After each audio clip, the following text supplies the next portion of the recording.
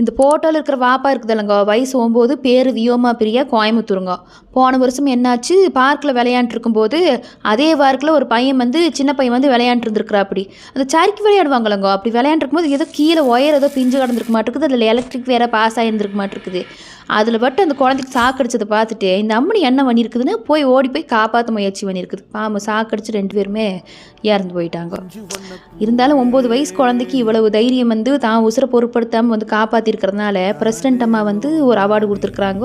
அவங்க அம்மா போய் வாங்கிட்டு வந்திருக்குறாங்க. இருந்தாலும் புள்ள போச்சல்ல, கஷ்டமாக இருக்குமல்ல.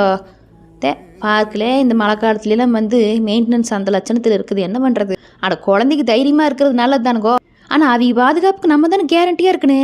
ஒருத்தங்க வந்து ஆபத்தில் இருந்தாங்கன்னா அவங்கள எப்படி காப்பாற்றணும், ஒருத்தங்களுக்கு சாக்கு அடிச்சதுன்னா அவங்கள எப்படி காப்பாற்றணும், பொருள் கொடுத்து காப்பாற்றணும், மரக்கட்டை வச்சு காப்பாற்றணும்னு சொல்லி போட்டு நம்ம தான் உட்காந்து சொல்லி கொடுக்கணுமாக்கு. அவங்க போடணுன்றாங்க, நம்மளும் போடணும்லாம் சொல்லி போட்டு வீட்டில் அப்படியே இருந்துன்னு வைங்கோ. அது எப்படி இருக்குது சொல்லுங்க பார்ப்போம். எப்படியோங்கோ இந்த வயசுலேயும் வந்து தைரியமாக வந்து ஒரு குழந்தைய காப்பாற்றி முயற்சி பண்ணி இறந்துருக்குதுண்ணா, பெரிய விஷயம் தானோ. வியோமா பிரியாவை கோயம்புத்தூர் மக்கள் எப்பவுமே மறக்க மாட்டாங்களாக்கு.